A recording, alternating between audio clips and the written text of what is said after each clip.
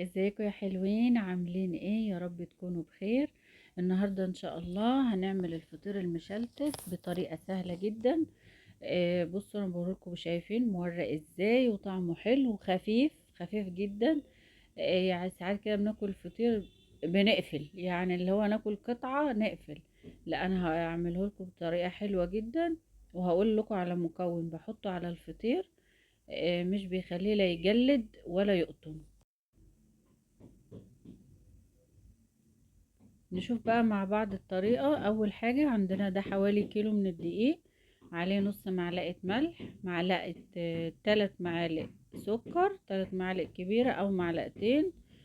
طبعا السكر بيدي طعم حلو وبيخليه احمر، يعني يخلي لونه حلو. والمكون بتاعنا هي معلقة كبيرة بيكنج باودر. كل اللي على اليوتيوب ما بيحطش بيكنج باودر على الفطير. جربوها بقى. تقريبا انا الوحيده اللي لقيت نفسي انا اللي بحط البيكنج باودر. بس حقيقي والله انا يعني جه معايا صدفه، كنت بعمل الرقاق الفلاحي. فلما بحط له البيكنج باودر بلاقي الرقاق برضو مش بيقطم، بلاقي طعمه احلى كده وطري. فهو جاء يعني الموضوع جه معايا صدفه. لما حطيت البيكنج باودر فبرضو حطيته على الفطير، قلت طب ما انا برضو اعمل الموضوع ده مع الفطير. فهي فعلا حقيقي بتفرق وبيبقى طعمه حلو وبيفضل معاكي لغاية تاني يوم. انا قاعد معايا الفطير لتاني يوم زي ما هو، يدوب بس برد بنسخنه كأنك لسه عاملاه بالظبط، ولا بيجلد ولا بيقطم. دايما كده هناخد بالنا ان احنا ساعات، انا ساعات كنت بشتري فطير الاقيه بيقطم، او رقاق برضو الاقيه بيقطم كده. عارفين اللي هو ايه؟ تفضلي تقعدي تندغي فيه كتير، فاهميني؟ اكيد طبعا انتوا فهمتوني.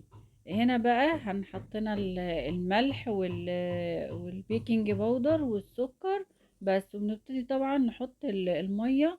بنضيف المية واحدة واحدة، علشان ايه؟ طبعا كل دي غير التاني، فمنحطش ايه مرة واحدة. طبعا انا هنا بقى في الفقرة دي قعدت وفرشت وكملت بقى عجن. طبعا الفطير بيحب يتعجن كويس. بعد ايه ما بنخلص بقى العجن بنسيبه يرتاح ربع ساعة عشان ينجح الفطير معاكي. كل فقرة بتعمليها معاه لازم تسيبيه ايه، معلش هو يعني ممكن يكون متعب شوية في ان انت بتسيبيه يرتاح شوية، بس انت كمان ترتاحي بدل ما يبقى عجن وخبز ورا بعضه كله كده. هنا بقى ايه؟ بعمل الكور زي ما انتوا شايفين بالشكل ده كده. بعد بقى ما خلصت الكور دي بدهنها، بدهن وشها زيت، وبحط لها برضو اللي هو بلاستيك راب او اي كيس نظيف عندك، وتغطيه وتسيبيه ربع ساعة. وتبتدي بقى عند اول كرة عملتها تبتدي ايه تشتغلي فيها. هنيجي بقى للمادة الدهنية، يعني هنحط زبدة على زيت، او سمنة على زيت، او زبدة على سمنة. طبعا ما ينفعش زيت بس، مش هيبقى طعمه حلو. فانا هنا ايه، دي كانت عندي زبدة وكانت في التلاجة، فانا يا دوبك فكيتها كده في الميكرويف 30 ثانية. حطيتها في الميكرويف 30 عشان ايه تفك بس مش تسيح قوي يعني. نبتدي بقى ناخد اول كورة ونفردها بالشكل اللي انتوا شايفينه ده. طبعا بنفردها مدور، وبعد ما بنفردها بندهنها بالزبدة، وبعدين بنطبقها زي الظرف بالشكل ده كده. بنحطها وبرضو ايه بندهن الزبدة، لان طبعا هي دي اللي بتعمل الطبقات.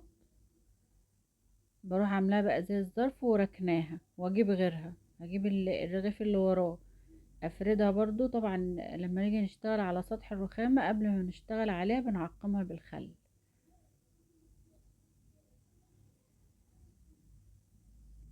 هنفرد الرغيف التاني بالشكل ده. برضو بنحط الزبدة. انا عايزة اقولكم ان الفطير بالزبدة بيبقى خفيف قوي اكتر من اللي هي بالسمنة. بنحط بقى برضو بنفرد بنحط الزبدة، وبعدين نحط الظرف اللي احنا حطيناه الاولاني ونقفل عليه وندهنه بالشكل ده. وبرضو ايه نطبقه. هنفضل بقى كده لغاية ما نعمل حوالي ايه 9 أرغفة. هي دي بقى اللي بتعمل الطبقات، مش اقل من كده، 9 8. هناخد برضو ايه اوريكم كمان رغيف عشان الحبايب، ونفرده بالشكل ده.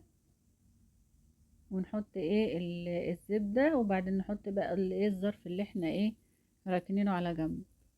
في النص. كل مرة هنفضل نعمل كده لغاية ما نجمع ايه، نعمل كرة كبيرة كده. انا بعد ما خلصت بقى الكمية كلها بجيب صينية وادهنها زبدة، واحط برضو الفطيرة بتاعتنا، واغطيها بستريتش راب، واسيبها برضو ايه حوالي ربع ساعة. كل مرة تعملي فيها خطوة للفطير تسيبيه يرتاح ربع ساعة، هينجح معاكي. بعد ما سبتها ربع ساعة بالزبدة بقى كده على الوش، وبفردها بالشكل ده كده، بتبقى سهلة طبعا، هي بتبقى ارتاحت فبتفرد معانا. بنحطها على درجة حرارة 180 او 200 ربع ساعة بس، وبنشغل بنحطها في النص، وبنشغل لو اللي عندك مروحة بتشغليها تحمر لك الوش. إيه، ما تسيبيش الفطير اكتر من ربع ساعة عشان ما ينشفش منك. بعد بقى ما طلعته في اي بقى فوطة نظيفة بنغطيه ونسيبه يعني ربع ساعة 10 دقايق كده يبرد شوية. احنا ما فيش عندنا الكلام ده، احنا سيبناه دقيقتين. بص لو اخدت بالكم هتلاقوا البخار طالع من الفطير. ما عندناش احنا الكلام ده، احنا سريع سريع. انا ايه، بصوا بوريها لكم. طبعا الفطير ما يحلاش غير بالجبنة القديمة عيشتي. عائشة ديت من متابعات الغاليات من الأردن، ما تعرفش الجبنة القديمة. وادي الجبنة القديمة يا عيوش، وطبعا العسل كده. يبقى الفيديو خلص. ما تنسوش تحطوا لايك وتشتركوا في القناة لو مش مشتركين. دمتم في امان الله.